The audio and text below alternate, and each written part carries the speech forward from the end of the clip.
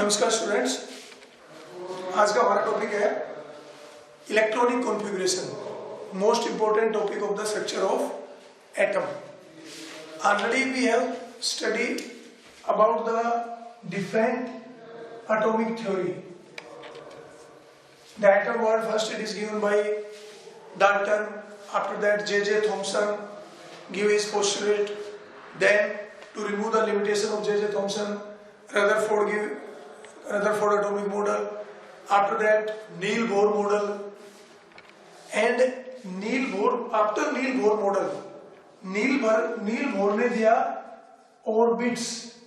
There are different energy level around the nucleus where the finding probability of electron is maximum, and every electron have a angular momentum mvr is equal to nh upon 2 pi, and n is what? Orbit. N is start with 1, 2 and so on. Then the major limitation of Neil Bohr was he could not explain the fine spectra of atom, or particularly multi-electronic atoms. Then before your quantum model, Sommerfeld model is also there. Sommerfeld ने क्या propose किया कि जो भी atom का जो major जो spectra है, main line of the spectra है, स्पेक्ट्रा की जो मेन लाइन है, we talk about Sommerfeld.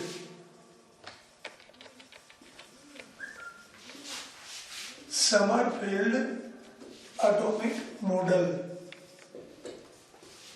Sommerfeld atomic model. Sommerfeld ने क्या दिया कि जो he study the fine spectra, और फाइन स्पेक्ट्रा के लिए उसने कंक्लूजन क्या निकाला कि जो main line of the spectra, what are the main point? That main line in the spectra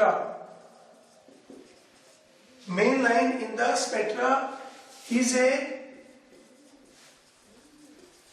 collection of many fine line having nearly same wavelength. कि जो फाइन स्पेक्ट्रा है उनकी आपस में जो वेवलेंथ है वो लगभग क्लोज है, और उसी से जो मेन लाइन बन रही है, जो हम मेन लाइन के स्पेक्ट्रा की बात करते हैं. और उसने नील बोर के जो पॉइंट थे कि भाई ऑर्बिट है, ऑर्बिट एक पर्टिकुलर पाथ है where the electron is revolve, और ऑर्बिट कौन डिसाइड करता है? न्यूक्लियस डिसाइड करता है. इसने भी यही माना कि motion of electron is controlled by nucleus. Niels Bohr ने भी यही कहा था कि orbit is decided by the nucleus where its angular momentum is this. Sommerfeld ने क्या कहा? समरफील्ड ने कहा motion of the electron is controlled by nucleus and it is in elliptical path. थोड़ा सा यहां पे चेंज आया. नील बोर ने कहा कि न्यूक्लियस के सराउंडिंग में इलेक्ट्रॉन जो है वो एक सर्कुलर पाथ में है ऐसे. इसने कहा कि इलेप्टिकल पाथ हो सकता है, इलेक्ट्रिकल पाथ ऐसे हो सकता है. से electron revolve around the nucleus and the motion of electron is influenced by the nucleus, and nucleus के चारों तरफ जो इलेक्ट्रॉन है that have elliptical path, and in that elliptical path the nucleus is present in the foci of path. जो ये path बन गया, इसके कहीं भी एग्जैक्ट सर्कुलर तो है नहीं कि एक पर्टिकुलर इसका सेंटर बनेगा, उसके कहीं पे भी बीच में क्या है? न्यूक्लियस है. और उसने जो तीसरा पॉइंट का कि momentum, angular momentum, angular momentum of electron that is mvr is equal to kh upon 2 pi, and the value of k is never be zero. The value of k is 1 2 3 so on. तो जहां पे यहाँ पे हमने k की बात की, यहाँ पे n की बात हम कर रहे हैं, थोड़ा सा इसमें डिफरेंस है। एंड जैसे वहां पे हम कह रहे हैं कि n की वैल्यू क्या हो सकती है, n की वैल्यू 1 2 3 4 कोई भी हो सकती है, k की वैल्यू भी हम यही कह रहे हैं कि ये हो सकती है, बट k नेवर भी zero. And the ratio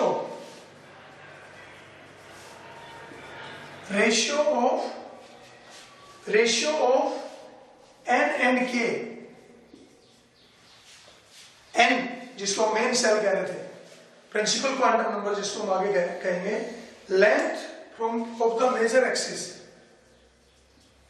length of major axis and length of minor axis। ये जैसे से दिस इज द सेंटर, और हम इसकी बात अगर करें तो एक तो ये आ गया, this is the major axis and this is the minor axis, दोनों की लेंथ का जो रेशियो है n और k, then or you can say the value of n, the ratio of n and k, जो हम कह रहे हैं value k never be zero, k की जो वैल्यू है वो कभी जीरो नहीं होगी, क्योंकि अगर k जीरो हो गया, अगर k की वैल्यू जीरो हो गई तो ये जो n और k का जो रेशियो है उसका सिग्निफिकेंस ही खत्म। if k is zero then electronic motion is in straight line, फिर तो इलेक्ट्रॉन का जो मोशन है वो क्या आ जाएगा, स्ट्रेट लाइन में आ जाएगा, और स्ट्रेट लाइन में अगर मोशन हो गया तो इसका मतलब स्ट्रेट लाइन में इलेक्ट्रॉन हो गया और उसके कहीं भी एक जगह पे न्यूक्लियस प्रेजेंट है, जो उसका कोई मीनिंग ही नहीं है अगर हम न्यूक्लियस के चारों तरफ की बात करें। तो already we have done quantum model, लेकिन मैं आपको यहाँ जो बताना चाह रहा हूँ सब सेल का कॉन्सेप्ट, कि हमने कहा मेन सेल है, मेन सेल के चारों तरफ सब सेल है, सब सेल में ऑर्बिटल है, ऑर्बिटल में इलेक्ट्रॉन है, तो ये क्वांटम मॉडल के अकॉर्डिंग है, जो क्वांटम मॉडल जो मॉडर्न एटॉमिक थ्योरी की हम बात कर रहे हैं। लेकिन जो सब लेवल का जो कॉन्सेप्ट है, ये जो हमारी क्वांटम मैकेनिक्स है या मॉडर्न एटॉमिक मॉडल कहे, उससे पहले समरफील्ड ने भी इसको इंट्रोड्यूस किया था। समरफील्ड ने कहा कि जो मेन लाइन में जो मेन लाइन आ रही है स्पेक्ट्रा में, उस मेन लाइन में जो मेन लाइन है वो है फाइन लाइन का कलेक्शन, और उसके जो पॉइंट्स थे कि main line is a spectra, main line in the spectra is a collection of many fine line having nearly same wavelength. Motion of electron is influenced by the nucleus and in the elliptical path, electron not revolve in a circular path, maybe circular, maybe elliptical। तो elliptical path की बात किसने कि जो elliptical path है, तो elliptical path अगर है, जैसे एक अगर circular path है तो फिर तो हमेशा जो r की जो डिस्टेंस है, रेडियस है, वो हमेशा सेम ही आएगा। लेकिन अगर इस तरह से पाथ है तो ये रेडियस अलग आएगा, ये रेडियस अलग आएगा। इलेक्ट्रिकल पाथ में इलेक्ट्रॉन रिवॉल्व कर रहा है, न्यूक्लियस उसके कहीं ना कहीं किसी भी सेंटर में है, कहीं पोकी के सेंटर में है, और जो एंगुलर मोमेंटम है mvr वो है h/2 पाई k। जैसे वहां पे n की वैल्यू कभी जीरो नहीं थी, ऐसे यहाँ पे हम कह रहे हैं k की वैल्यू जीरो नहीं है, and every value of n, the total number of value, total value k की उतनी ही होंगी, बराबर ही होंगी।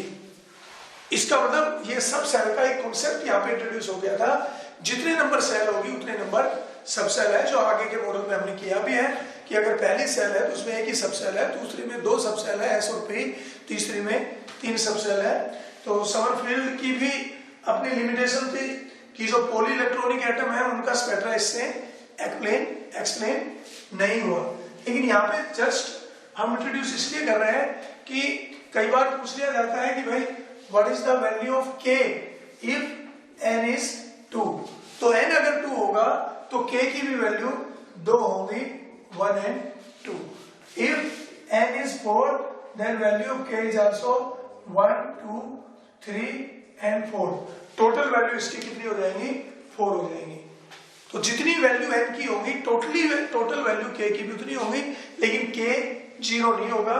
अगला जो क्वांटम मॉडल है उसमें हमने सब सेल को 0 से स्टार्ट किया, इसमें 1 से स्टार्ट किया, बाकी लगभग दोनों कॉन्सेप्ट एक ही जैसे है।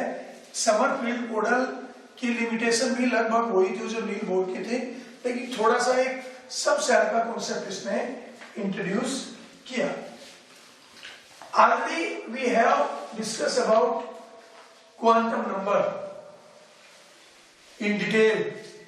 Quantum number, the value of n that tell about the main cell, L subcell, m number of orbitals and s spin of the electron, may be clockwise may be anti-clockwise। n की value 1 से लेके infinite तक कोई भी हो सकती है। l की वैल्यू 0 से n-1 और n की वैल्यू -l से +l और s में भी +½ और -½ अब इसका मतलब ये होगा, अगर हम उसको एक सीक्वेंस में लिख देते हैं सेल वाइज, सबसे पहला सेल हमारे पास हो गया पहला और उसमें एक सब सेल है 1s। दूसरा सेल है हमारे पास सेकंड, उसमें 2 सब सेल है 2s एंड 2p। तीसरे सेल में 3 सब सेल है 3s, 3p, 3d, 3 सब सेल है।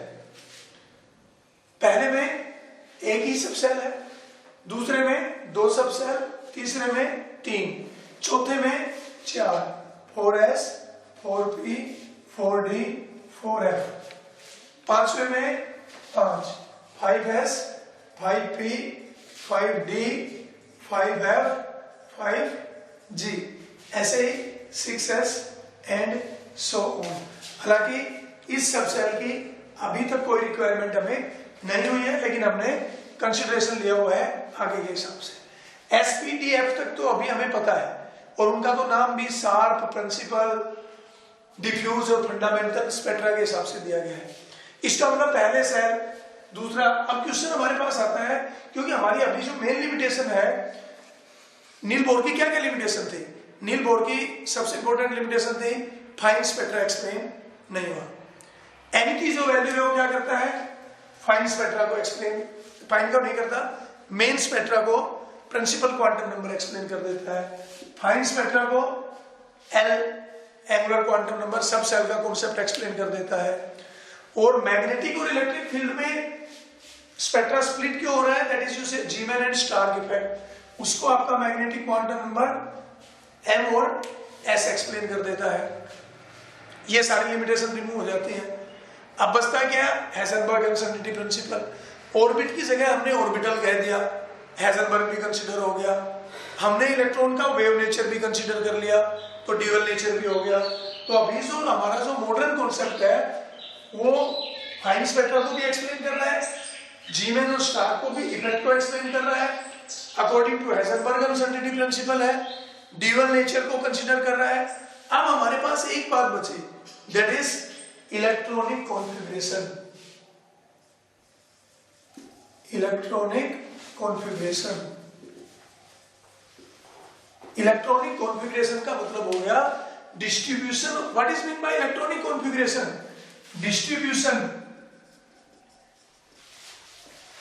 distribution of electron in atomic orbitals। atomic orbitals, orbitals क्या है भाई? सेल है, सेल, सेल में फिर सब सेल है, सब सेल में फिर ऑर्बिटल है। Already we have done all of this. Shell से पहली सेल है के, उसमें एक ही सब सेल है एस, उसमें एक ही ऑर्बिटल है एस। दूसरी सेल है सेकेंड, उसमें दो सब सेल है 2s और 2p। 2s में एक ही ऑर्बिटल है s, 2p में तीन ऑर्बिटल है 2px, 2py, 2pz। ऐसे ही थर्ड सेल में, थर्ड सेल है, इसमें तीन सब सेल है 3s, 3p, 3d। इसमें एक ही ऑर्बिटल है, इसमें तीन ऑर्बिटल है px, py, pz। इसमें पांच ऑर्बिटल है dxy, dyz, dzx, dx square minus Y square and dz square. ऐसे f में 7 है। तो अब हमारे पास आ गया कि we have many shell, each shell have sub shell, in each sub shell there are orbital. अब क्वेश्चन अराइज ये होता है कि ठीक है बहुत सारी सेल है, बहुत सब सेल है, बीच में न्यूक्लियस है, न्यूक्लियस के चारों तरफ बहुत सारी सेल हो सकती हैं। सेल के अंदर भी सारे इलेक्ट्रॉन एक एनर्जी के नहीं है, कई सब सेल हो सकती हैं, और सब सेल के अंदर ऑर्बिटल है, ऑर्बिटल के अंदर इलेक्ट्रॉन है। एक इलेक्ट्रॉन की बात तो हो ली हाइड्रोजन और हाइड्रोजन लाइक एटम की। अब अगर एटम में कई इलेक्ट्रॉन है तो कैसे डिस्ट्रीब्यूट होंगे? This is electronic configuration. Electronic configuration means how the electrons are distribute around the nucleus. Electron के न्यूक्लियस के चारों तरफ इलेक्ट्रॉन डिस्ट्रीब्यूट है एटॉमिक ऑर्बिटल्स में। तो ये हमारे सामने आ गए अलग अलग सेल और उन सेल के सब सेल, एंड एवरी सब सेल हैव ऑर्बिटल। अब सबसे पहली बात आती है कि हम इलेक्ट्रॉन सबसे पहले कहां डालें। उसके लिए आपके पास है सबसे पहला जो पॉइंट हम करते हैं अफबा प्रिंसिपल।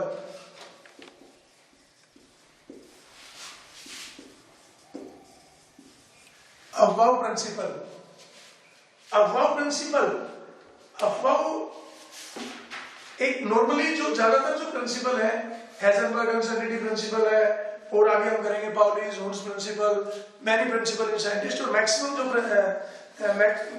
जो प्रिंसिपल है वो उनके साइंटिस्ट के नाम पे है, साइंटिस्ट के हिसाब से है।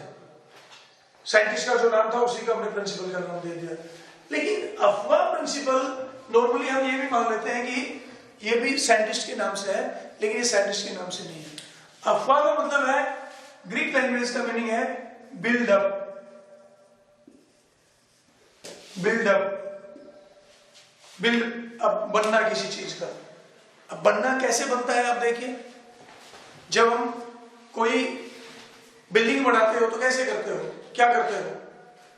एक तो तरीका यह है कि पहले सबसे नीचे ईंट लगाओ और फिर ईंट लगाते लगाते ऊपर ईंट लगाते जाओ, ऐसे ऊपर ईंट लगाते जाए, ये तरीका है बिल्डिंग बनाने का। एक सबसे पहले सबसे ऊपर की ईंट चिपकाए फिर नीचे चिपकाते हुए लाए। क्या तरीका है, क्या तरीका है? नीचे से ऊपर हम बिल्ड करते जाते हैं। सेम कह रहे हैं अकॉर्डिंग टू अफबा प्रिंसिपल। अब नीचे का क्या मतलब हुआ? नीचे का मतलब हुआ न्यूक्लियस की साइड से।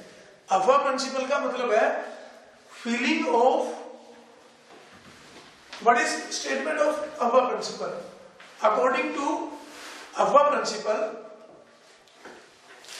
The filling of atomic orbital, orbitals is in increasing order of their energy। जो भी एटॉमिक ऑर्बिटल्स है उनका जो फीलिंग है, एटॉमिक ऑर्बिटल्स की जो फीलिंग है वो उनकी एनर्जी के इंक्रीजिंग ऑर्डर में है। एनर्जी का इंक्रीजिंग ऑर्डर का मतलब हुआ कि जैसे जैसे एनर्जी बढ़ती जाएगी वैसे वैसे इलेक्ट्रॉन जो ऑर्बिटल जैसे जैसे न्यूक्लियस से दूर जाते जाएंगे, न्यूक्लियस के जितना क्लोज होगा उतना एनर्जी कम होगी। जैसे जैसे इलेक्ट्रॉन न्यूक्लियस से दूर जाएगा उसकी जो एनर्जी हो क्या होगी, बढ़ती जाएगी। और सबसे पहले इलेक्ट्रॉन, देखिए एक सिंपल सा प्रिंसिपल आप साइंस में ध्यान रखिए, every system wants stabilisation, every system wants stabilisation and energy and stability are reverse of each other. Less will be the energy, more will be the stability, more will be the energy, less will be the stability. तो हर system की अपनी एक natural tendency है कि उसकी energy कम से कम हो, उसकी स्टेबिलिटी ज्यादा से ज्यादा हो। तो एवरी सिस्टम वांट्स स्टेबलाइजेशन। अगर उस प्रिंसिपल के अकॉर्डिंग हम देखें तो we have many orbital, first shell के, सेकंड सेल के, थर्ड सेल के, सबसे पहले इलेक्ट्रॉन कहाँ जाना चाहिए? कम एनर्जी वाले में जाना चाहिए। वही अफवा प्रिंसिपल है। अफवा प्रिंसिपल कहता है filling of atomic orbital is in increasing order of their energy. इसका मतलब क्या हुआ? पहले इलेक्ट्रॉन सबसे कम एनर्जी के ऑर्बिटल में जाएगा, से it is 1s and it is 2s। और अब हम इलेक्ट्रॉन डालेंगे तो पहले कहां जाएगा? वो 1s और 2s में जिसकी एनर्जी कम होगी उसमें जाएगा। और अलग अलग सेल की जो एनर्जी है, वो नील बोर्ड ने भी रिलेशन दिया था, सब सेल का कॉन्सेप्ट बाद में समरफील्ड और जो हमारा क्वांटम मॉडल है उसमें आ गया। तो सब सेल पे भी एनर्जी डिपेंड करती है।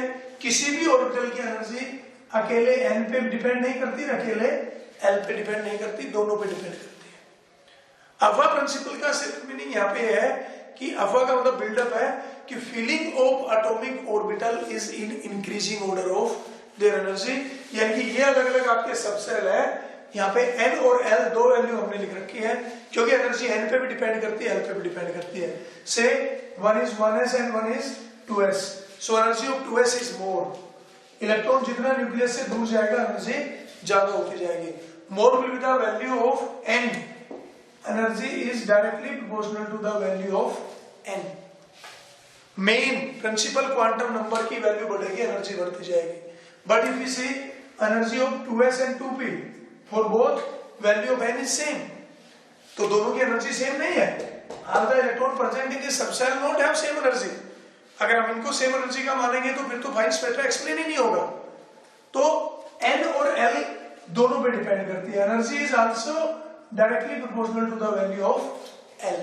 तो 2s और 2p में भी अगर हम देखें तो 2p की एनर्जी ज्यादा है और 2s की एनर्जी कम है। इसका मतलब, और अगर नंबर ऑफ ऑर्बिटल हम लिख दें, 1s में एक ऑर्बिटल है, 2s में एक ऑर्बिटल है, 2p में 3 ऑर्बिटल है, px, py, pz। पहले इलेक्ट्रॉन 1s में जाएगा, फिर 1s में जब बढ़ जाएगा, जब 2s में जाएगा, 2s फिल हो जाएगा तो 2p में जाएगा। तो पहला प्रिंसिपल हमारा filling of atomic orbital is in increasing order of their energy. Now how we see the energy? Energy देखने के लिए we have n plus l rule, n plus l rule। n plus l rule क्या कहता है? n यहाँ पे principal quantum number है, l is the angular quantum number। n plus l rule, according to this rule, more will be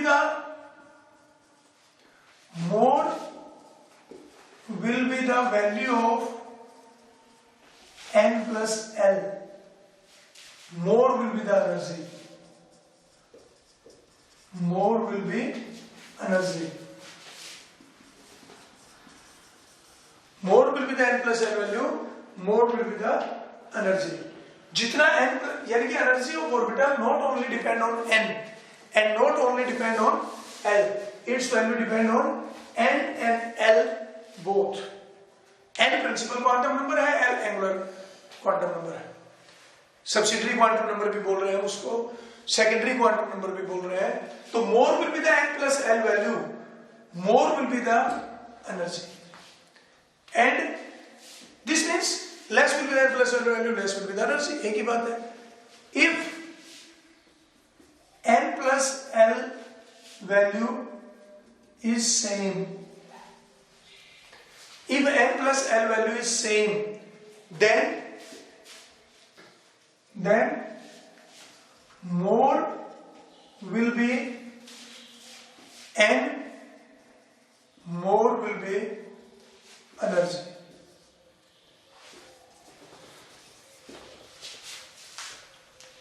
तो if example देखिए आप, से 1 is 3s 3p and 3d, third cell की हम बात कर रहे हैं, एक 3s है, एक 3p, एक 3d है, और 1 is 2p 2s 2p ले लीजिए आप। देन हमें ये देखना है कि इनमें किसकी एनर्जी ज्यादा है, किसकी एनर्जी कम है। एनर्जी देखने के लिए आप n+l रूल लगाइए, n+l rule, value of n is 2, l 1, p के लिए n की वैल्यू, ये आपको पता होना चाहिए कि subshell S P D F, value of l is 0 1 2 3, so 2 + 1 3 + 0 3 + 1 3 + 2, more will be the n+l value, more will be the energy. इसका मतलब सबसे ज्यादा एनर्जी इसकी होगी 3D की, क्यों? n+l वैल्यू ज्यादा है। फिर 3p, 2p और 2s में देखिए, total n+l value 3, n+l value 3। तो आगे देखिए आप, if n+l value is same, then more will be the n, more will be the energy। अगर n+l वैल्यू सेम आएगी, हम सीधा n नहीं देखेंगे, पहले तो n+l दोनों देखेंगे, लेकिन अगर n+l वैल्यू सेम आती है तो फिर हम देखेंगे n। सिर्फ आप ये नहीं देख सकते हो कि अब जैसे यहां पे हम देख रहे हैं, पहले तो हमने n+l देख लिया, तो energy of 3D is more than 3p is more, 2p and 3s have same n+l value, that is 3, and same n+l value, then what we see, value of n, more will be the value of n, more will be the energy। तो 2p और 3s में किसकी energy ज्यादा होगी? 3s की, हालांकि दोनों की n+l वैल्यू सेम। आपके सामने आता है 4s और 3d। अगर हम सिर्फ n की वैल्यू देख लें तो 4s और 3d में किसकी एनर्जी कम होनी चाहिए? 3d की, क्योंकि ये थर्ड सेल का है और ये फोर्थ का है, लेकिन ऐसा नहीं है। कैसा है? n+l वैल्यू देखो, 4 + 0, s के लिए l की वैल्यू 0 होती है, 3d 3 + 2, क्योंकि d के लिए l की वैल्यू 2 होती है। So it's n+l value is 4 and its n+l value is 5, and more will be the n+l value, more will be the energy, means 3d have more energy than 4s, 3d की energy ज्यादा होगी 4s से। According to n+l rule, 3d have more energy than 4s, so the electron first go to the 4s then go to the 3d according to above principle। आप ये नहीं कहोगे कि हम पहले पहला सेल पूरा करेंगे, फिर दूसरा, फिर तीसरा, फिर चौथा, फिर पांचवा। Filling of atomic orbital is in increasing order of their energy, and increasing order of energy means not increasing order of n, because the energy not depend only the value of n, it also depend on the value of l। So according to n+l rule, first we see the energy। What is n+l rule?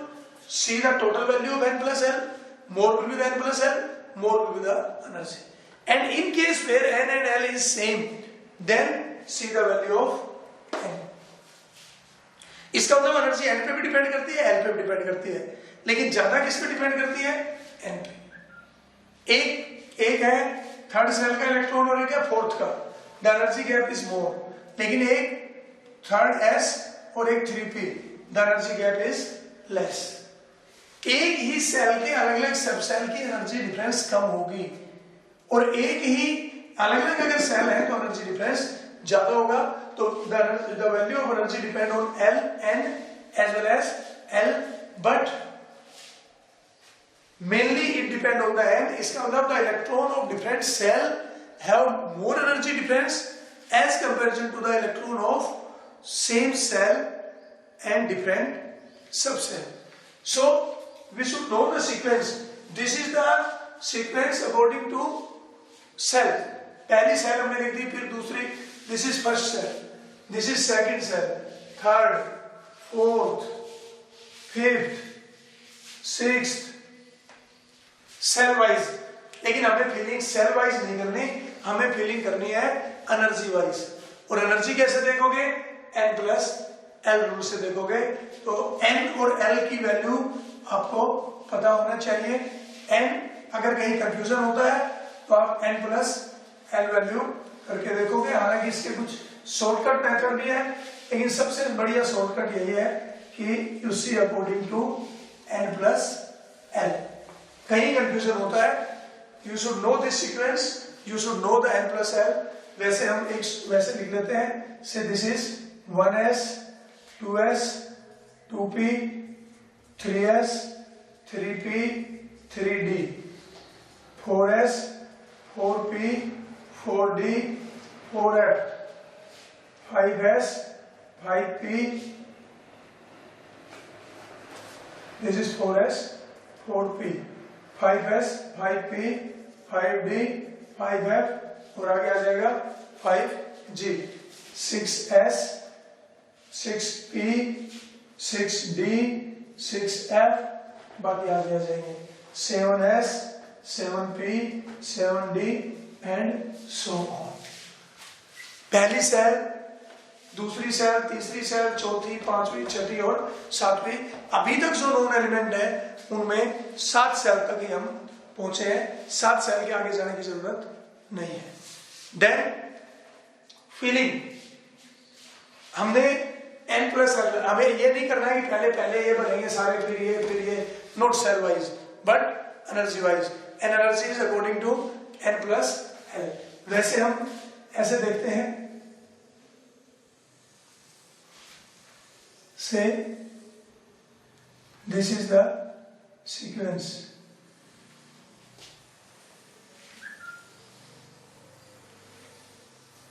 जाते वक्त आपको free जाना है, आते वक्त इनको cross करना है। से दिस, ये आते वक्त आपको खाली आना है, जाते वक्त क्रॉस करके जाना है। यहां तक तो कोई दिक्कत नहीं है।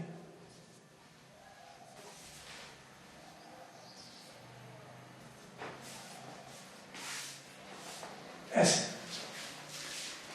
ये मैंने सीक्वेंस वैसे बनाया। एक्चुअल में तो ये n प्लस एल रूल के अकॉर्डिंग है। इसका मतलब सबसे कम एनर्जी किसकी है, 1s, then 2s, then 2p।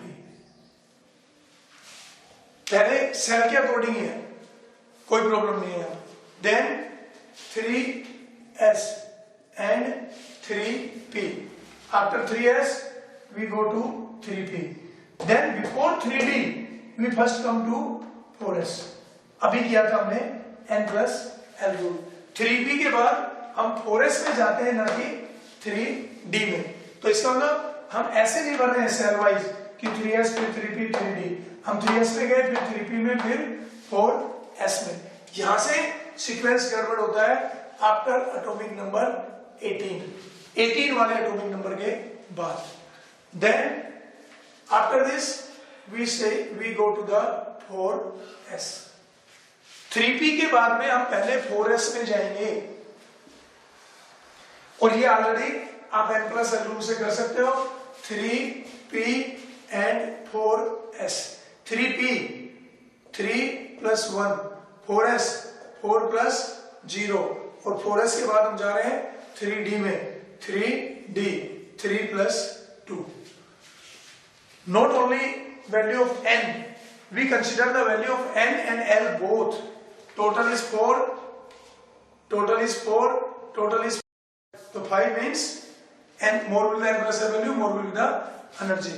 3d की एनर्जी ज्यादा होगी 4s से भी, लेकिन यहाँ पे देखें तो n plus l value is same. And if n plus l value is same, then we first fill the electron where the value of n is less. इसका मतलब 3p की एनर्जी सबसे कम है। 3p के बाद में हम 4s में जाएंगे, 4s के बाद में 3d में जाएंगे, 4s के बाद 3d, 3d के बाद 3d, 4p and 5s, 4p and 5s before 4d, 5s के बाद हम 4d में जा रहे हैं, 4d, then 5p and 6s, 5p and 6s, After 6s, we go to the 4f, then 5d, then 6p. 4f, then 5d, then 6p, then 7s. ये 7s, और 7s के बाद after 7s we come here. 7s के बाद हम आ जाएंगे, आते वक्त आपको खाली आना है 5f, और इस तरह से फिर हम जाएंगे. तो 7s के बाद 5f, 5f के बाद 6d, 6d के बाद 7p, 7p के बाद यहाँ कौन आता, 8s. अभी उसकी जरूरत पड़ी नहीं है. कोई भी एलिमेंट अभी तक ऐसा रिस्टोर नहीं हुआ है जिसमें 7 से ज्यादा सेल हो.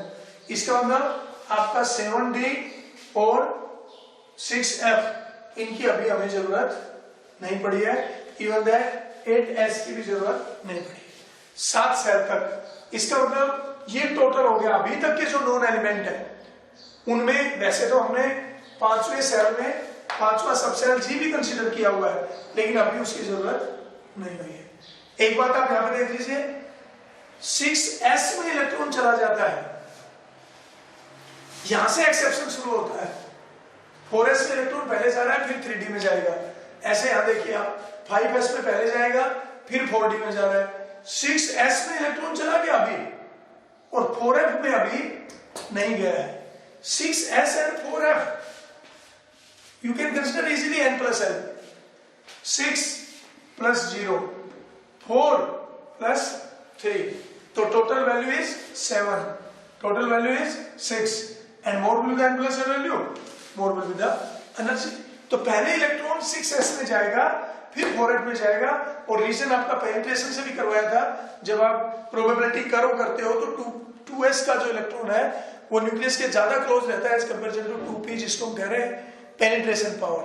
तो s का इलेक्ट्रॉन ज्यादा पेनिट्रेट होता है p और d की बजाय, तो इसलिए उसका जो पीक है वो भी शार्प आता है. इसीलिए हम उसको जो s सिंबल से हम उसको रिप्रेजेंट कर रहे हैं, उसके लिए भी ये रीजन है. Then so this is energy sequence. ये ऊपर हमने किस हिसाब से लिखा था, सेल वाइज, लेकिन नीचे किस हिसाब से लिखा हुआ है, एनर्जी वाइज. और ये एनर्जी कैसे देखी, एनर्जी हमने देखी n plus l रूल से. तो n plus l रूल आपका क्या कहता है, n plus l रूल हमारा कहता है कि सिर्फ एनर्जी देखने के लिए है. इलेक्ट्रॉन पहले कहां जाएगा, वो अफवा प्रिंसिपल ने एक्सप्लेन कर दिया कि अकॉर्डिंग टू अफवा प्रिंसिपल कहीं भी कोई कंफ्यूजन है वो आप उसको n plus l से देखोगे. हालांकि उसके कुछ एक्सेप्शन भी है, लेकिन अभी हम उसकी बात नहीं कर रहे हैं. So this is the sequence of energy according to n plus l. This is the sequence of orbital और सीक्वेंस ऑफ सबसेल. हमने सिर्फ सेल नहीं कंसीडर किया है, सेल और सबसेल n और l दोनों कंसीडर करके एनर्जी का सीक्वेंस बना लिया. और ये एनर्जी का सीक्वेंस आपको कहता है कि feeling of atomic orbital is in increasing order of their energy, अफवा प्रिंसिपल कहता है. इसका मतलब सबसे पहले आप 1s में जाइए, फिर 2s में, फिर 2p, then 3s, 3p, 4s, 3d. In this sequence filling of atomic orbital is take place. दो रूल आपने किए, अफवा प्रिंसिपल किया, अफवा प्रिंसिपल किया, और दूसरा आपने किया n plus l rule. n plus l rule आपको बता रहा है एनर्जी, और अफवा प्रिंसिपल आपको कह रहा है कि first electron go to the lower energy orbital, then go to the higher energy orbital. अब तीसरा जो आपका जो प्रिंसिपल है, क्योंकि क्वेश्चन अब हमारे सामने आता है, हमारे को ये पता चल गया भाई पहले इलेक्ट्रॉन कहां बन रहा है, जिसकी एनर्जी कम हो, फिर कहां जा रहा है, जिसकी एनर्जी ज्यादा हो. पहले इलेक्ट्रॉन वहां जाएगा जहां एनर्जी कम है, फिर वहां जाएगा जहां एनर्जी ज्यादा है. अब एनर्जी किससे देखे, n plus l रूल से देखे. कैसे देखे, more will be n plus l value, more will be the energy. If l is same, then energy is same. No. If n plus l is same, then energy is not same. Then we see the value of l. L, lesser L have less energy, or you say lesser n have, if n plus L value is same, n plus L value is same, then lower will be the n, lower will be the energy. More will be the n plus L, more will be the energy. Less will be the n plus L, less will be the energy. पहले तो total देखेंगे. If total is same, then lower will be the n, lower will be the energy. And if n plus L is same, n plus L same आ रहा है, क्या करेंगे फिर हम n देखेंगे. n is also same, तो इस case में फिर L भी क्या होगा, सेम होगा. और ऐसे केस में उन ऑर्बिटल को बोलेंगे डीजनरेट ऑर्बिटल्स. डीजनरेट ऑर्बिटल्स क्या होगा, orbital having same energy. For example 2px, 2py and 2pz. 2px 2 plus 1, 2 plus 1, 2 plus 1. n plus L value 3, 3, 3, n 2, 2, 2, L भी सेम ही आएगा. तो if energy is same, then the orbital is said degenerate orbital. अब अगला question हमारे सामने आता है. ठीक है, पहले कम एनर्जी वाले में जाएंगे, एनर्जी n प्लस L से देखेंगे. देन क्वेश्चन अराइज कि हम पहले जैसे सबसे पहले हम 1s में जाएंगे, फिर 2p में जाएंगे, 2s में, देन 2p. अब क्वेश्चन ये आता है, ठीक है पहले 1s में जाएंगे, लेकिन 1s में कितने ऑर्बिटल, कितने 1s में कितने ऑर्बिटल, एक ही ऑर्बिटल है. एक ऑर्बिटल में कितने इलेक्ट्रॉन, 1s में कितने इलेक्ट्रॉन डाले. हम कह रहे हैं 1s भर जाएगा जब 2s में जाएंगे, लेकिन 1s कब भरेगा. How many number of electron can be accommodated by a shell, can be accommodated by a subshell, can be accommodated by a orbital. So this is here we require third rule, third principle, that is Pauli's exclusion principle. Pauli's exclusion principle. Pauli's exclusion principle based है वही quantum theory का ही है, सारे quantum number. वहां पे हमने किया था कि जब हम स्ट्रोडिंगर इक्वेशन को सोल्व करते हैं, and when we solve the Schrodinger equation, we find, because it is a binary equation, many solution is there. बहुत सारे तो उसमें इमेजिनरी होते हैं, कुछ अलाउड नहीं है. हमने देखा था कुछ एक कंडीशन थी, अगर वो कंडीशन सेटिस्फाई होगी तभी हम वैल्यू को कंसीडर करते थे. और एक सिंगल पॉइंट वैल्यू होनी चाहिए, एक पर्टिकुलर पॉइंट पे एक वैल्यू फिक्स होनी चाहिए. एक ही पॉइंट पे दो सॉल्यूशन नहीं आनी चाहिए, हम उन्हीं वैल्यू को कंसीडर कर रहे थे. इस बात का मतलब ये होता कि for every electron there is a fix set of n, l, m and s. n, l, m and s is a set of quantum number for a particular electron. एक न्यूक्लियस के चारों तरफ इलेक्ट्रॉन जहां पे भी present है, यहाँ पे है, इस पॉइंट पे है, इस पॉइंट पे, हर पॉइंट पे एक सिंगल वैल्यू आनी चाहिए, एक पर्टिकुलर फिक्स वैल्यू होनी चाहिए n, l, m और s. इसका मतलब आप ये कह सकते हो कि according to this principle there is no any two electron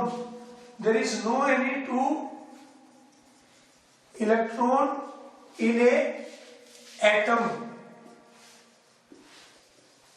which has a same set of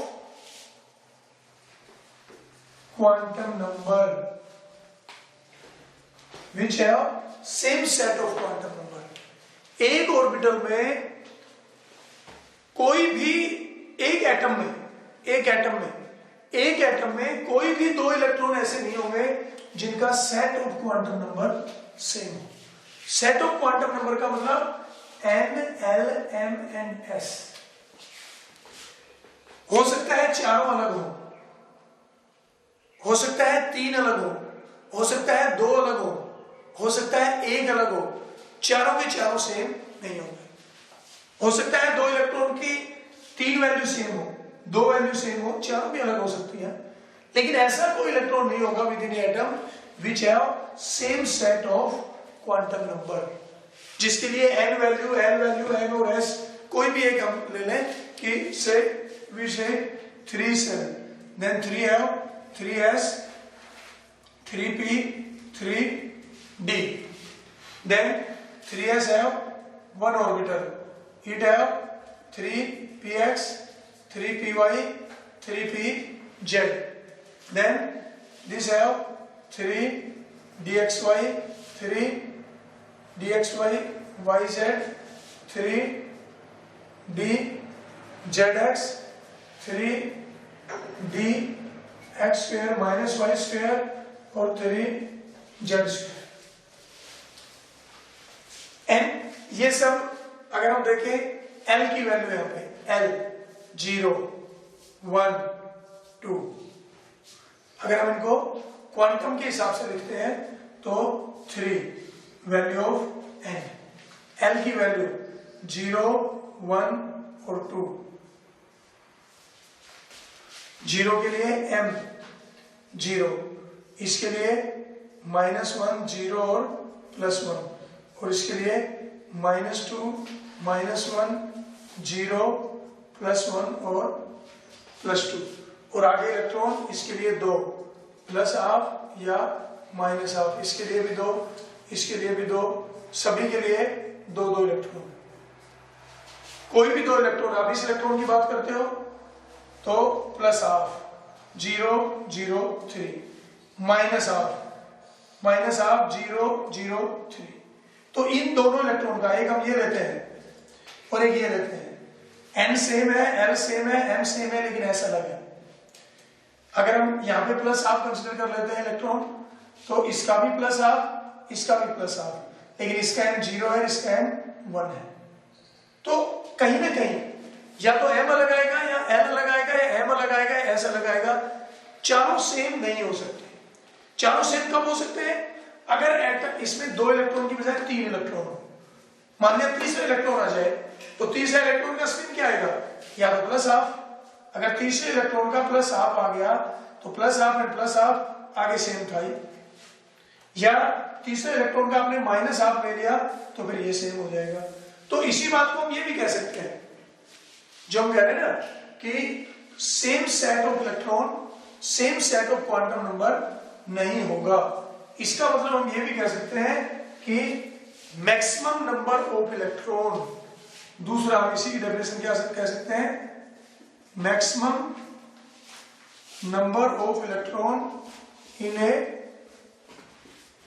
orbital, maximum number of electron in a orbital is 2 having opposite spin, opposite spin. Say this is 1s, this is 2s and this is 2p। सबसे पहले electron जाएगा 1s में, क्यों जाएगा? उसकी energy कम है, चला गया, क्लॉकवाइज है एंटी क्लॉकवाइज कैसा भी है। अब दूसरा इलेक्ट्रॉन कहां जाएगा? क्योंकि अभी भी 1s की एनर्जी कम है, तो 1s में जाएगा, लेकिन वो सेम स्पिन के नहीं होंगे। अगर सेम स्पिन के हो गए तो इन दोनों इलेक्ट्रॉन के लिए n की वैल्यू है 1, l है 0, m भी 0 और s दोनों का ही +हाफ हो गया, जो पॉसिबल नहीं है। इसका मतलब ये हुआ एक ऑर्बिटल में मैक्सिमम 2 इलेक्ट्रॉन आएंगे और उन दोनों की स्पिन भी क्या होगी? अपोजिट होगी। कौन सा क्लॉकवाइज, कौन सा anti clockwise? Energetically they are both equal. पहला क्लॉकवाइज होगा, एंटी क्लॉकवाइज, इसका कोई क्वेश्चन ही नहीं है। क्लॉकवाइज और एंटी क्लॉकवाइज कहने का मतलब सिर्फ ये हुआ कि magnetically they are different, energy दोनों की बराबर है जब तक हम मैग्नेटिक फील्ड अप्लाई ना करें। इसका मतलब maximum number of electron in a orbital is 2 and these 2 either you say, Pauli's exclusion principle को आप 2 तरह से डिफाइन कर सकते हो। There is no any 2 electron in a atom which have same set of quantum number. यानी कि एक एटम में कोई भी 2 इलेक्ट्रॉन ऐसे नहीं होंगे जिनमें चारों के चारों क्वांटम नंबर की वैल्यू सेम आए, यानी कि N, L, M, S चारों सेम नहीं आएंगे। 3 हो सकते हैं सेम, 2 हो सकते हैं, 1 हो सकते हैं चारों अलग हो, लेकिन 2 तो कम से कम अलग होंगे। इसका मतलब ये होगा कि मैक्सिमम इलेक्ट्रॉन एक ऑर्बिटल में 2 आएंगे और उन दोनों की भी स्पिन अपोजिट होगी। हम ये कह सकते हैं कि जैसे हम कहते हैं कि quantum number is a complete address of electron, जैसे 2 आदमी का किसी का भी कोई एड्रेस होता है, और हम कहते हैं कि इस दुनिया में कोई भी 2 आदमी ऐसे नहीं है जिनका कंप्लीट एड्रेस सेम हो। सेम 2 कोई भी एटम ऐसे नहीं है जिनका सेम क्वांटम सेट हो। क्वांटम के जो कांस्टेंट है उनका सेम सेट नहीं है। There are no two person that have same address. Exclusion principle कह रहे हैं। एक्सक्लूजन प्रिंसिपल इसलिए कह रहे हैं, अगर 2 कोई भी इलेक्ट्रॉन है जिनका N, L, M और S चारों की चारों वैल्यू सेम आ जाती है, it will be not considered. It will be not considered according to Schrodinger equation. Equation में हमने किया था, when we solve the Schrodinger equation we calculate the value of psi and there are certain condition to accept the psi। psi की एक unique value होनी चाहिए, एक single point value होनी चाहिए कि वहीं पे वो सॉल्यूशन निकले। अगर 2 सॉल्यूशन निकल रहे हैं तो फिर वो वैल्यू कंसिडर नहीं होगी। तो हम कह रहे हैं कि if the value of N, L, M and S is same for a particular 2 electron then this will be excluded। एक उनको एक्सक्लूड कर दोगे, एक को ही कंसिडर करोगे। एक्सक्लूड कर देना है, उसको हमें कंसिडर ही नहीं करना। कोई भी 2 आदमी ऐसे नहीं है जिनका कंप्लीट एड्रेस सेम हो। हम अगर किसी 2 आदमी का कंप्लीट एड्रेस सेम है तो हम उसको कंसिडर नहीं करेंगे। यमराज उसको अपने पास बुला लेगा अगर सेम एड्रेस है। होता नहीं है किसी का भी। आपके माइंड में आ रहा होगा कि 2 जुड़वा भाइयों का सेम एड्रेस होता है, नहीं होता, क्योंकि एड्रेस नाम से ही शुरू होगा। एड्रेस में पहली बात ही आदमी का नाम आता है। तो जुड़वा भाई भी है तो फादर नेम सेम होगा, मकान नंबर सेम होगा, डिस्ट्रिक्ट बाकी सेम होंगे, नाम तो अलग होगा। और अगर जुड़वा भाई है और या जुड़वा नहीं है, जुड़वा से कोई मतलब नहीं है यहाँ पे, सगे भाई बहन भी है तो नाम अलग है।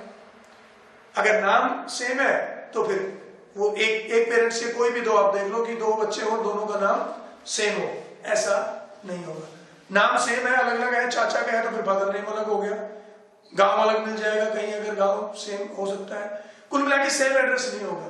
तो same, there is no any 2 electron in atom which have same set of quantum number, that is your third principle. तो अब क्लियर होता जा रहा है हमारा। पहले तो हम बॉक्स की फॉर्म में लिखेंगे ऑर्बिटल को 1s। 1s के लिए एक बॉक्स बनाएंगे क्योंकि एक ऑर्बिटल होता है।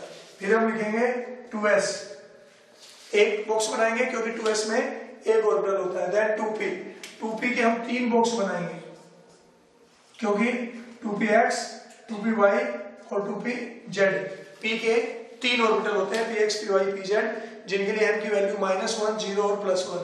Then 3s, then 3p, then 4s, then 3d, ऐसे। अब सबसे पहले इलेक्ट्रॉन कहां जाएगा? कम एनर्जी वाले में, अकॉर्डिंग टू अफवा प्रिंसिपल। एनर्जी कैसे देखी? n+l rule. एक ऑर्बिटल में मैक्सिमम कितने इलेक्ट्रॉन जाएंगे? 2, और उनकी भी स्पिन अपोजिट। भरिए एक बार इनको अकॉर्डिंग टू अफवा प्रिंसिपल भरिए। पहले तो अकॉर्डिंग टू n+l रूल इनको एनर्जी के अकॉर्डिंग लिख दीजिए, फिर भरिए पहला इलेक्ट्रॉन क्लॉकवाइज और anti clockwise, may be clockwise may be anti clockwise. लेकिन अगर पहला एंटी क्लॉकवाइज होगा तो दूसरा क्लॉकवाइज, पहला क्लॉकवाइज तो दूसरा एंटी क्लॉकवाइज। एक ऑर्बिटल में मैक्सिमम 2 इलेक्ट्रॉन आ सकते हैं, दोनों की स्पिन अपोजिट होगी। भर गया पहला। Now go to second, clockwise anti clockwise में भी 2s भी भर गया। अब 2p में, अब 2p में 3 ऑर्बिटल है, 2px, 2py और 2pz। और आप देखो किसकी एनर्जी कम है? n+l वैल्यू 2 + 1 3, 2 + 1 3, 2 + 1 3, तो n+l वैल्यू से, and if n+l value is same, energy is also same. तो they are said degenerate orbital। अब degenerate orbital में पहले इलेक्ट्रॉन कहां जाएगा? एक ऑर्बिटल में पहले कम एनर्जी में जाएंगे, एक में दो आएंगे, दो की स्पिन अपोजिट होनी चाहिए। लेकिन डीजनरेट में कहां जाए? डीजनरेट की तो तीनों की एनर्जी बराबर है, बराबर है तो कहीं भी जाए कोई दिक्कत नहीं। Either go to the px, py और pz। क्लॉकवाइज जाएगा, एंटी क्लॉकवाइज, आइदर क्लॉकवाइज और एंटी क्लॉकवाइज। लेकिन अब प्रॉब्लम है, दूसरा कहां डालें? इसी के दूसरे में या इसी को पेयर अप करें? एक ऑप्शन तो है भाई, एक ऑप्शन ये है, हमें दो इलेक्ट्रॉन डालने हैं। एक ऑप्शन तो है ये पहला और दूसरा, एक ऑप्शन है पहला और दूसरा, एक ऑप्शन है पहला और दूसरा, एक ऑप्शन है पहला और दूसरा। इसमें भी दो इलेक्ट्रॉन है, इसमें भी दो ही है, इसमें भी दो ही है, इसमें भी दो ही है। ये सही नहीं है, ये तो पाउलिस के अकॉर्डिंग ही नहीं है। एक ही ऑर्बिटल में दो इलेक्ट्रॉन की सेम स्पिन नहीं हो सकती। ये पाउलिस का तो कोई रोल नहीं है इसमें। एक ऑर्बिटल में मैक्सिमम दो इलेक्ट्रॉन होने चाहिए, दो ही है, स्पिन अपोजिट होनी चाहिए, अपोजिट ही है। ये भी तो कोई रूल अवॉइड नहीं कर रहे।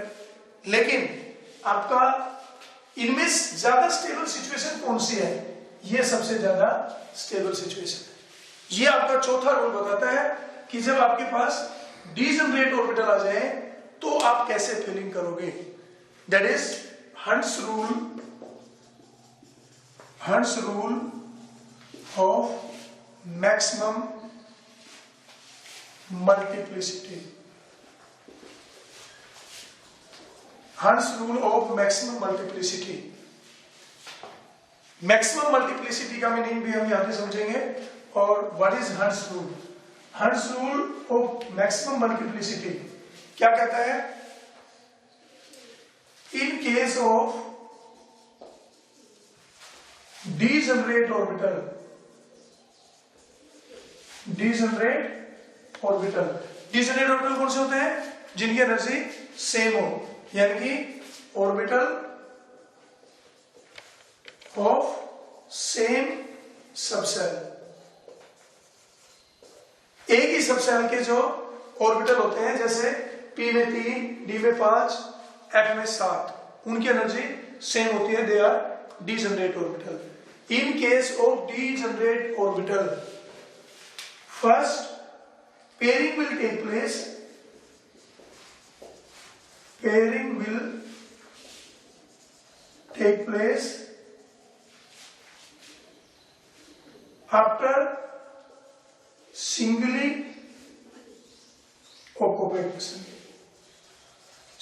occupied. Pairing will not take place until the degenerate orbital are singly occupied. जैसे ये है, p के 3 इलेक्ट्रॉन, एक इलेक्ट्रॉन आया कहीं पे भी डाल दिया आपने। अब दूसरा इलेक्ट्रॉन कहां जाएगा? या तो इसमें जाएगा, इसमें जाएगा। इसमें पेयर अप नहीं होगा जब तक ये दोनों ना बढ़ जाए। पहले they are singly occupied, then pairing will start. और सिंगली ऑक्युपाइड में भी मैक्सिमम मल्टीप्लिसिटी होनी चाहिए। पैरेलल स्पिन देखते हैं अभी, जैसे ये है, चलो ये दो नहीं होगा, लेकिन इन दोनों में तो अलग अलग में है। इनमें भी this situation is more stable if they have parallel spin. ऐसा हो सकता था कि दोनों ही ऐसे हो जाते हैं, वो इक्विवेलेंट है, उसमें कोई प्रॉब्लम नहीं है। इसका मतलब पहले एक एक ऑक्युपाई होंगे, एक एक में भी अगर ये क्लॉकवाइज है तो दूसरा भी क्लॉकवाइज। अब तीसरा इलेक्ट्रॉन कहां जाएगा? तीसरे में। पहले first they are singly occupied, then pairing will start. ऐसा नहीं है कि पहले हमने इसमें दो कर दिए, पहले एक एक करने पड़ेंगे फिर दो। Now pairing will start. फिर से देखिए आप एक बार, से it is 2px 2py 2pz। कितने इलेक्ट्रॉन आ सकते हैं 2p में? 6। क्यों आ सकते हैं 2p में 6? क्योंकि 3 ऑर्बिटल है और एक ऑर्बिटल में मैक्सिमम कितने आ सकते हैं? 3, 2। तो 3 में कितने आ सकते हैं? 6। अब बात आती है कि 6 आए तो भाई हम तो एक में 6 भर देंगे। ऐसा नहीं होगा। पाउलिस प्रिंसिपल कहता है एक ऑर्बिटल में मैक्सिमम 2 इलेक्ट्रॉन ले सकते हो और उन 2 की भी स्पिन अपोजिट होगी, तो 2 से ज्यादा नहीं ले सकते। ठीक है, 2 2 2 6 और उनकी स्पिन भी अपोजिट। लेकिन वो 2 पहला कहां जाए? कहीं चला जाए, क्लॉकवाइज एंटी क्लॉकवाइज कैसा भी। लेकिन दूसरा जब तक पेयरिंग नहीं होगा, जब तक ये सिंगली ऑक्युपाइड नहीं हो जाएगी। और सिंगली ऑक्युपाइड में भी ये भी सिंगली ऑक्युपाइड ही है, बट मैक्सिमम मल्टीप्लिसिटी का मतलब यहां पे हुआ maximum number of unpaired electron having parallel spin. Parallel spin का मतलब सेम स्पिन एक ही ऑर्बिटल में तो हो नहीं सकती, अगले ऑर्बिटल में होगी। तो अगर हम इनको कंसीडर करें तो this is wrong, this is wrong, this is wrong, this is also correct now because both have parallel spin, but in one clockwise and one anti-clockwise in another orbital, this is also less stable situation than this one. तो चौथा rule जो आपका है hunts rule of maximum multiplicity, आपको कहता है कि pairing जब तक नहीं होगी, डिजनरेट ऑर्बिटल की बात करता है सिर्फ, जब तक वो सिंगली ऑक्युपाइड नहीं होंगे। चारों रूल को आपको ध्यान में रखते हुए इलेक्ट्रॉनिक कॉन्फ़िगरेशन करनी है। सबसे पहला जो काम है वो तो आपका है you should know the sequence of orbital according to their energy। पहले हमने जो ऊपर जो सीक्वेंस लिख रखा है वो सेल वाइज है, हमें इलेक्ट्रॉन की फीलिंग सेल वाइज नहीं करनी, सब सेल वाइज भी नहीं करनी, ये नहीं पहले सारे के एस पढ़ दिए फिर सारे के पी फिर सारे के डी, नो, हमें फीलिंग करनी है एनर्जी के हिसाब से, and this is the energy sequence. तो सबसे पहले तो आपको सीक्वेंस ऑफ एनर्जी पता होना चाहिए। सीक्वेंस ऑफ एनर्जी के लिए कहीं पे कंफ्यूजन है, n+l रूल लागू करिए। तो सबसे पहला काम है you should no n+l rule, जो आपको ये कहता है कि value of energy of electron depend on the value of n and l। More will be the n+l value, more will be the energy, less will be the n+l value, less will be the energy, and if two orbital have same n+l value, then lower will be the n, lower will be the energy. And if n+l value is same, n is also same, then l is also same, they are said degenerate orbital having same amount of energy. Energy का पता चल गया, अब आपको लागू करना है alpha principal, जो ये कहता है कि build up first electron go to the lower energy orbital, जब ये भर जाएगा then electron go to the higher. So filling of atomic orbital is in increasing order of their energy. तीसरा रूल ये कहता है कि पाउलीज एक्सक्लूजन प्रिंसिपल, कि एक ऑर्बिटल में मैक्सिमम कितने इलेक्ट्रॉन डाल सकते हो आप, आंसर इज 2, और वो 2 की भी spin opposite. Maximum number of electron in a orbital can be accommodated to having opposite spin. Same spin के इलेक्ट्रॉन है तो भी पाउलीज फॉलो नहीं हो रहा है, और 2 से ज्यादा डाल दिए तो भी पाउलीज फॉलो नहीं हो रहा है। फिर बात आती है डिजनरेट ऑर्बिटल में हम कैसे डिस्ट्रीब्यूशन करें, एनर्जी बराबर है, तो वहां के लिए रूल है आपके पास Hund's rule of maximum multiplicity. वो कहता है first they are singly occupied, then pairing will take place. किसी भी एलिमेंट की आयन की इलेक्ट्रॉनिक कॉन्फ़िगरेशन करोगे, आपको चारों बातें ध्यान में रखनी है। Energy sequence, one orbital can not accommodate more than 2, एक ही ऑर्बिटल में सेम स्पिन के नहीं होंगे। डिजनरेट ऑर्बिटल में पहले पेयरिंग होगी, पहले सिंगली ऑक्युपाइड होंगे, देन पेयरिंग होगी। चारों रूल को ध्यान में रखते हुए आपको इलेक्ट्रॉनिक कॉन्फ़िगरेशन करनी है। This is very important topic of chemistry, और we say structure of atom. So when you distribute the electron, then first sequence of orbital in there according to their energy, then maximum number of electron in orbital is 2, then pairing will not take place in degenerate orbital until they are not singly occupied। अब ये चारों rule लगा के हमें electrons का distribute करके देखना है। Thank you.